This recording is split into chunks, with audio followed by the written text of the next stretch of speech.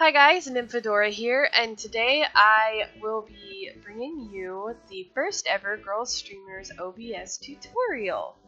So basically what I'm going to do is I'm going to set up my OBS in the manner in which we like to set up our OBS to stream for the Girl Streamers channel.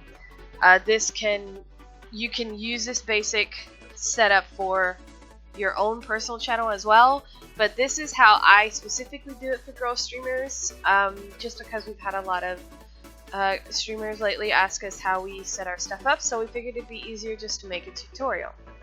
So for the new people who don't know this, which I just recently found out, you can actually create different profiles. So that way you don't have to change the stream key for every time you go to stream. You just change your profile. So right now we're currently on my stream. You can also go to the Girl Streamers profile that I created, and then you can, like, I created a specific profile for tutorial, but I have a specific Girl Streamers profile that has everything. Woo, ugh, good to see my lovely face. That has everything set up. And then, so when I go into my settings, my stream key, which I'm not going to show you, will be the Girl Streamers stream key. Whereas if I go to my profile, and my scene collection for my profile is actually untitled, it will be all of my stuff for all the different games that I play and stream, and it'll be set up and ready for me to stream on mine, and then the stream key will be different. So it helps a lot. We're gonna go back to the tutorial. So it helps a whole heck of a lot for when you stream on multiple things, on multiple channels. Like I stream for my personal channel, I stream for the Girl Streamers channel, and then I also stream for Gallant Gamers once a month, which is another channel. And most of our girls actually stream for more than one channel. So anyway, so basically what I like to do, this is our stream. Usually I'll title the scene GS whatever. And then this obviously will not be here. This is just for you guys to be able to see while I'm recording. Anyway, so what I do is I come in here, and if you do not, whoops, sorry about that. If you don't have your audio stuff on here, which with the update for OBS Studio, I noticed that it was disabled. You can just click here to go to settings, click on audio, and make sure that you have at least your default stuff on. You can change that obviously, but all of this was disabled, so I had to adjust it and turn it back on. This is also where you get into bringing in multiple audio sources, which I don't have multiple audio sources, so I'm not going to go into detail with that. But anyway, so we are going to right click, add, and we're going to add a media source. And the media source that we're going to add is going to be the GS opening. So for the GS opening, let me get to my actual folder. Bring my folders over here. Alright. So, oh, there it is. So the GS opening, and then you want to always make sure that it loops, because you don't know how long, you may take a little bit longer. So there you go, there's your opening right there. Now in studio mode, you can shut that down and then transition, and that way it looks nicer. So that is that's what I like to add are the opening, the closing, and then we also have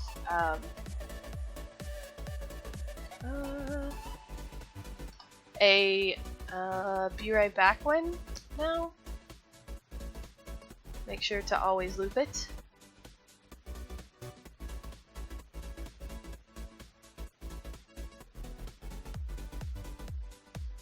And then add one more.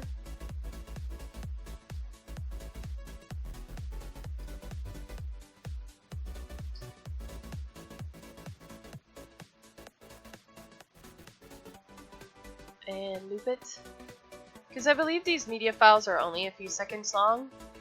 So you want to make sure that you always loop them, just so that if you take more than 30 seconds or so, like I like to throw up the opening for 5 minutes before I start my stream.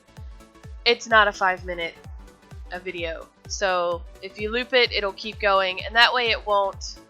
Because if you don't loop it, it'll go once it's done playing through. After I think this was 10 seconds, it'll go to this, and so then your whole screen will be playing. So next, I tend to bring in the overlay, which I have several different overlays for girl streamers. I like this one. Let's see. These are the ones I use for the podcast. This is one.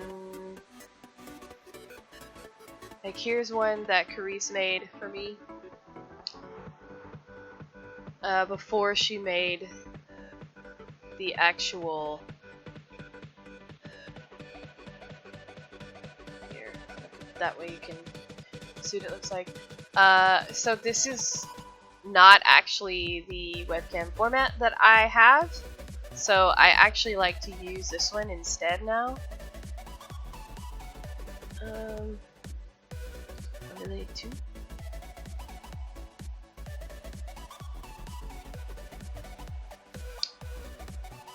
Which has the box down here. I prefer that one. You can see the difference. But it doesn't matter, there are several different ones, you can adjust them. We make them at, we have them in the Dropbox. The girls are, you know, it's just whatever your preference is. But I like to actually put the overlays under, under the closing and opening. So make sure to put that under. When you add, you can also add your video, whatever. It's pretty straightforward. I'm not going to add my video to my webcam to this because you don't need to see what I look like right now.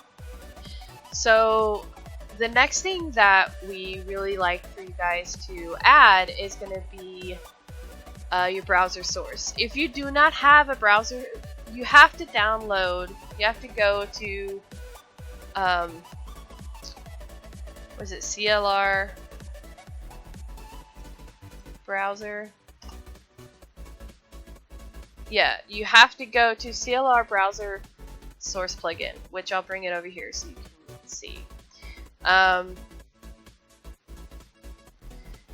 You need to go download this so that you can use Twitch alerts. It's pretty easy to download. Make sure you have everything updated. And once you download it, you will have this option right here, which is browser source. So this is going to be where your Twitch alerts are. We're just going to name it Twitch alerts. And right here, for the girls who stream, you will have a link to add right there in that particular box. You have a URL. So this is our URL code. Right. I usually do 1040 by 600. And I know it's awkward and weird, but here's why. Because it makes it really big, so when you adjust it, like, there we go. When you adjust it, it doesn't look nearly as small, and you can put it anywhere you want. And that way you can still read it, but it's not massive. You know, you can make it smaller. But I just like it that size because I think it makes it a little bit more legible. And I usually stick it in the middle of the screen. So that's what I do for Twitch alerts. And I usually keep Twitch alerts on top of everything. And that's pretty much it. You can add your game. Make sure that your game is under your overlay. Here, I'll open up Warcraft so you can see. Go to game capture. Wow. I'm going to capture a specific window. And the window is going to be